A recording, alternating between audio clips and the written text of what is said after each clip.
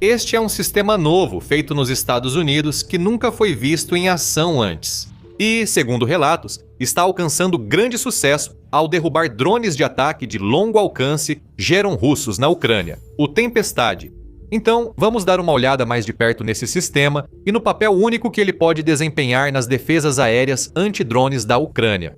Quando a Rússia invadiu a Ucrânia pela primeira vez, em fevereiro de 2022, os veículos aéreos não tripulados eram um aspecto secundário da guerra, usados principalmente para reconhecimento e ataques à distância. Em menos de 4 anos, tornaram-se elementos essenciais de ataque e defesa para a Rússia e Ucrânia.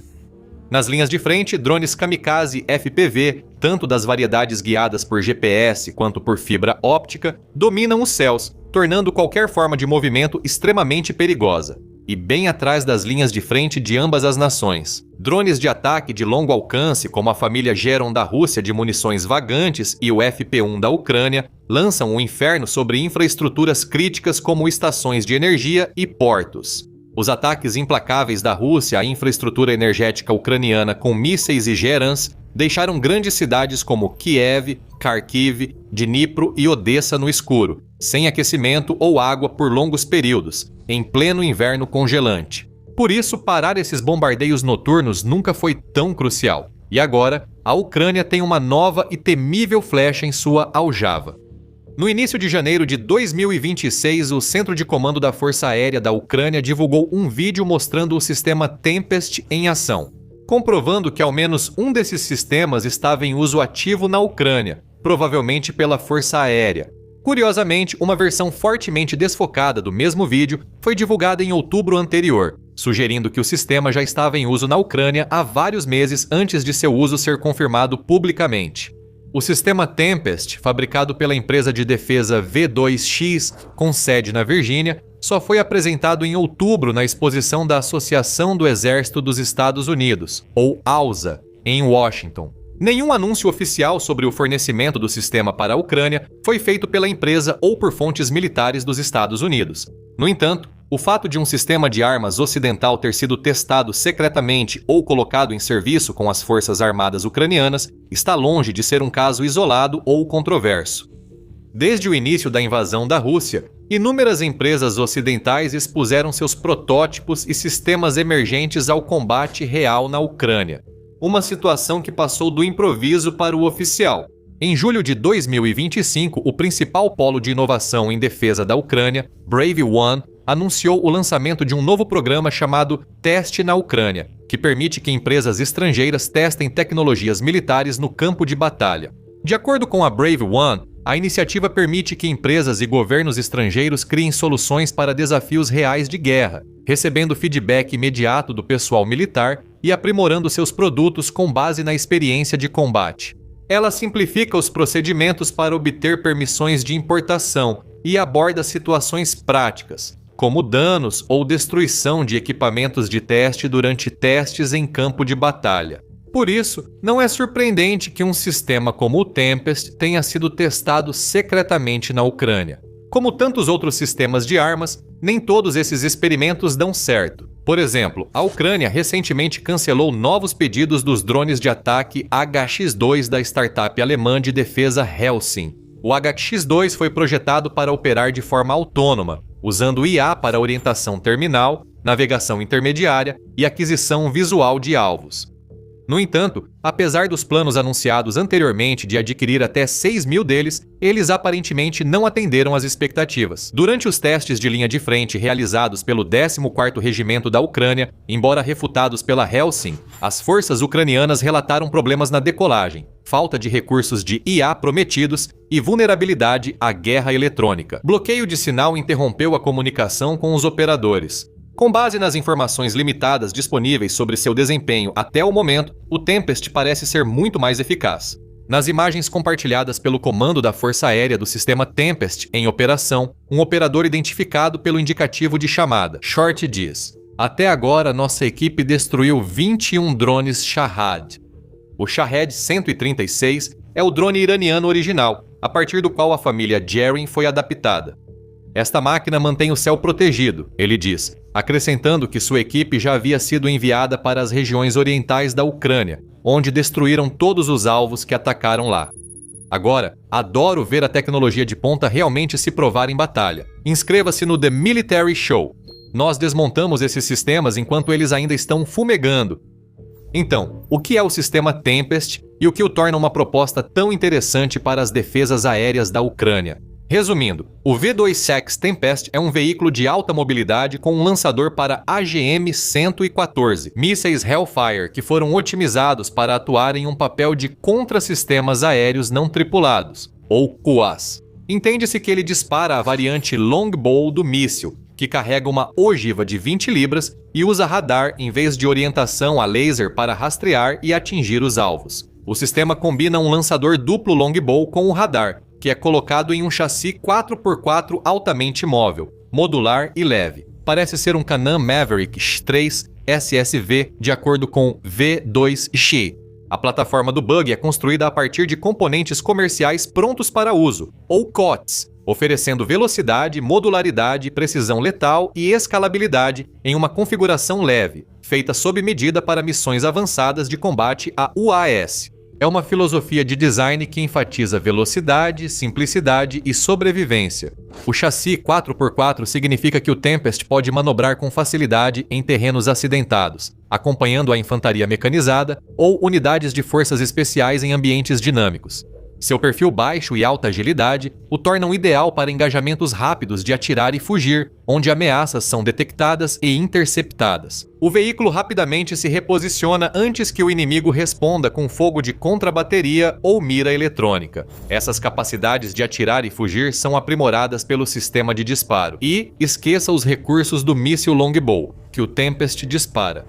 Originalmente projetado para os helicópteros de ataque AH-60 e 4D e Apache Longbow do Exército dos Estados Unidos, é a variante mais avançada da família de mísseis Hellfire. O míssil está equipado com um buscador de radar de ondas milimétricas ativo, que permite aquisição e engajamento autônomo de alvos em todas as condições climáticas, sem necessidade de orientação contínua do operador. Com um alcance de até 8 km, o míssil permite que o Tempest neutralize drones maiores de classe 2 e 3 munições vagantes e até helicópteros voando baixo. Para manter o sistema compacto, eficiente e altamente focado, V2X optou por um único radar do tipo RADA, em vez de um conjunto completo de sensores de espectro total. Isso faz sentido, dado o foco e perfil de missão do sistema, embora um radar RADA só cubra uma direção. Ele rastreia alvos com precisão e fornece dados de controle de tiro ao sistema de mísseis, mantendo baixa a assinatura eletrônica do veículo e permitindo que permaneça indetectável até atacar. Esse tipo de radar não é destinado à vigilância de áreas amplas, mas sim para servir como centro final de engajamento, recebendo informações de fontes externas em um ambiente de campo de batalha em rede. E é exatamente esse tipo de sistema integrado de defesa aérea em que a Ucrânia está implantando, e onde ele pode fornecer uma vantagem incisiva para se defender. A variedade de ameaças aéreas representadas pela Rússia, que vão desde caças e bombardeiros até mísseis balísticos e de cruzeiro, lançados de terra, mar e ar, até drones de vários tamanhos e alcances, as defesas aéreas da Ucrânia consistem em múltiplas camadas. No centro da barreira antidrone da Ucrânia está uma rede de sistemas de detecção, incluindo radares e sistemas térmicos, que identificam os drones que se aproximam, os rastreiam e alertam os componentes da barreira que os derrubam.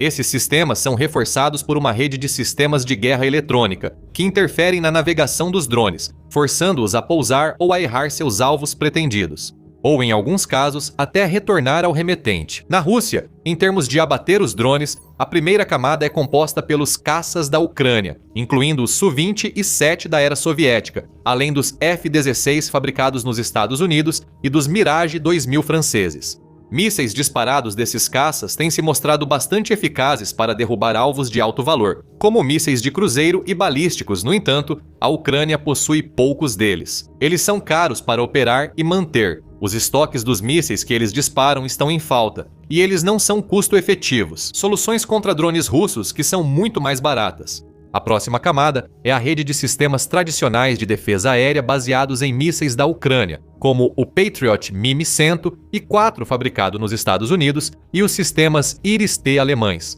mostraram eficácia contra mísseis e drones valiosos e costumam proteger as principais cidades e infraestruturas da Ucrânia. No entanto, assim como acontece com a situação dos caças, esses lançadores de ponta e os mísseis que eles disparam também são limitados em número, tanto dentro da Ucrânia quanto nos estoques de seus aliados. Mísseis costumam ser bem mais caros que os gerins, tornando-os uma solução longe do ideal para derrubar essas pragas barulhentas e destrutivas. Na base da rede de defesa antiaérea em camadas estão os grupos móveis de fogo. Eles são, basicamente, pequenas unidades móveis em veículos equipados com metralhadoras pesadas. Eles são numerosos, muito móveis e de rápida implantação. Sistemas como o alemão Flakpanzer Gepard provaram ser eficazes para derrubar variantes comuns de Geron. Junto com uma infinidade de outros drones de reconhecimento russos e munições vagantes, o Gepard conta com 2 canhões automáticos Ehrlichon KDA de 35mm disparando juntos a uma cadência de 1.100 tiros por minuto, combinados com um radar de vigilância em banda S com alcance de detecção de aproximadamente 15 km e um radar de rastreamento em banda KU. Ele é ideal para engajar drones rápidos e voando baixo, como as variantes Gerin e Gerin-2. O Gepard dispara munição de 35mm de alto explosivo e subcalibrada, que detona próximo ao alvo ou atravessa-o em alta velocidade, criando uma densa nuvem de fragmentos na trajetória de voo do drone. O resultado é uma probabilidade muito alta de abate contra drones e munições vagantes. Mais importante ainda, um único disparo à frente. Cada projétil custa cerca de $1.000 em comparação com os Geran, que custam entre $20 mil e $100 mil dependendo da variante. A ogiva e outros recursos incluídos tornam essa munição muito mais abundante e rápida de produzir do que mísseis interceptadores. Isso significa em comparação com sistemas baseados em mísseis. O Gepard tem baixo custo-benefício por alvo abatido, ajudando a Ucrânia a economizar seus mísseis caros para ameaças mais graves, como a chegada de Iskanders. Como resultado dessas vantagens, o Gepard e outros sistemas móveis semelhantes baseados em metralhadoras se tornaram componentes-chave da defesa antidrone da Ucrânia. No entanto, existem limites. Embora sejam rápidos e econômicos de implantar e, portanto, ideais para operações de atirar e recuar, as metralhadoras só conseguem atingir alvos em altitudes limitadas e velocidades relativamente baixas. São ideais para defender contra Geran 1 e 2S padrão que voam baixo e a velocidade moderada. Nos últimos meses, os russos adaptaram os Gerans para voar em altitudes mais altas, fora do alcance das metralhadoras. Os novos drones Geran 3 também são movidos a jato, ao contrário das versões anteriores que eram movidas por hélice, o que aumenta muito sua velocidade de cruzeiro e dificulta que balas e projéteis mais lentos consigam derrubá-los.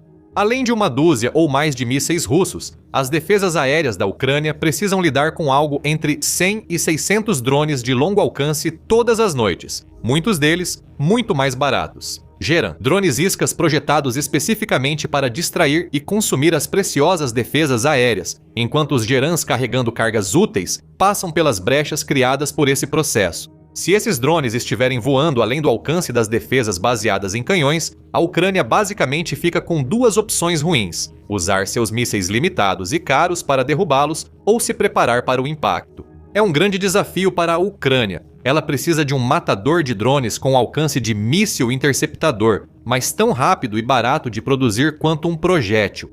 Em resposta a esse desafio, a Ucrânia introduziu uma nova camada em sua guerra contra drones, e é, sem dúvida, a que tem mais potencial: drones interceptadores. Em essência, isso envolve o uso de drones pequenos, baratos e de alta velocidade para abater os Gerans muito maiores e outras munições vagantes russas, como o BM-30 e 5 Italmas. É uma solução engenhosa que resolve as 2 partes do desafio. Primeiramente, os drones usados como projéteis para destruir Gerans são essencialmente drones FPV modificados, do tipo amplamente utilizado pela Ucrânia nas linhas de frente. A Ucrânia tem produzido, segundo relatos, centenas de milhares desses drones por mês desde 2024. Portanto, produzir milhares de drones interceptadores por mês não é apenas totalmente viável, mas, em grande parte, sem assistência estrangeira. Esses drones interceptadores geralmente custam só de $3 mil a $5 mil para produzir. Isso pode custar bem mais que um projétil Gepard, mas ainda é muito mais barato que um modelo básico de $20 mil. Gerund com as novas e aprimoradas variantes Gerund 3 e Gerund 5 movidas a jato, estimadas em mais de $100 mil. Esses drones interceptadores baratos são uma forma econômica de eliminá-los, segundo as evidências disponíveis. Eles também são bastante eficazes, com uma taxa média de sucesso de 68% de acordo com o presidente Vladimir Zelensky.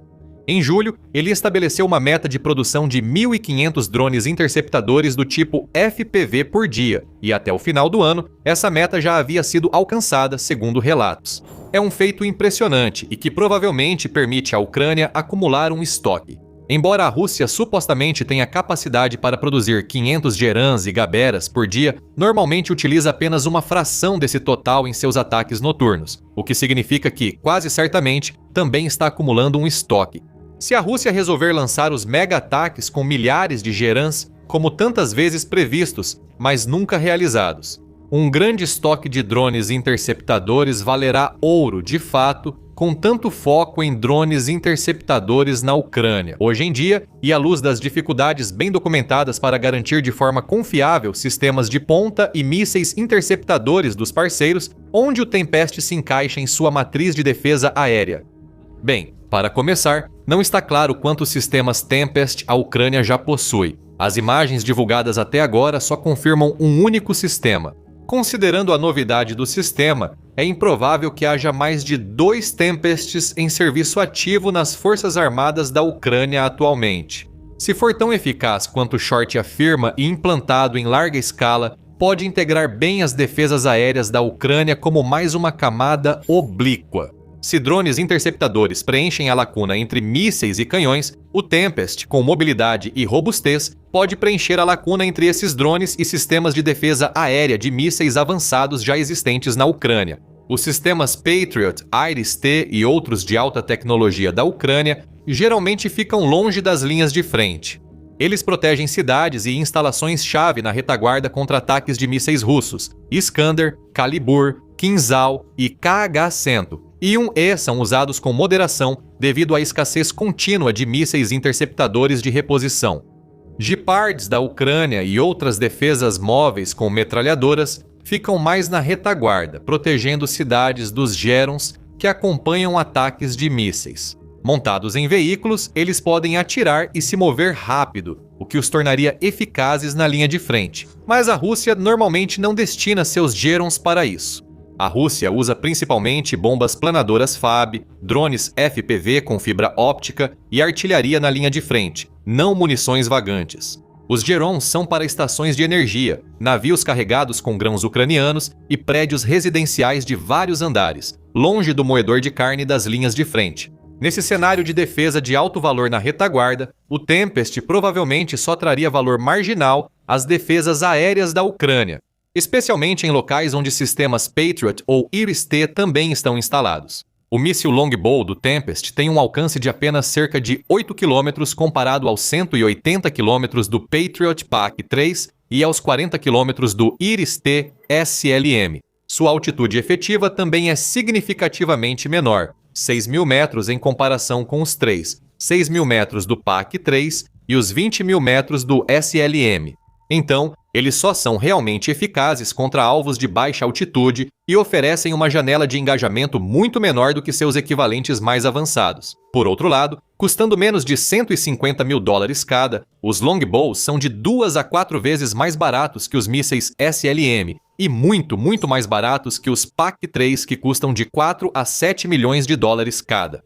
Também é provável que haja estoques substanciais de mísseis Hellfire disponíveis para uso com o Tempest. Até 2021, mais de 87 mil Hellfires de todas as variantes haviam sido produzidos, com estimativas sugerindo que cerca de 10 mil a 14 mil desses eram mísseis AGM-1 114L Longbow especificamente, e muitos deles ainda parecem não ter sido utilizados. Mas, com Gepards mais econômicos e drones interceptadores também entrando na mistura para atacar Gerons voando baixo, é difícil justificar o uso em massa do Tempest em áreas de retaguarda. Porém, nas linhas de frente e próximas a elas, o Tempest pode dar uma vantagem à Ucrânia. Sistema de defesa aérea com mísseis, rapidamente implantável em qualquer lugar, capaz de atirar e desaparecer antes dos russos perceberem sua presença.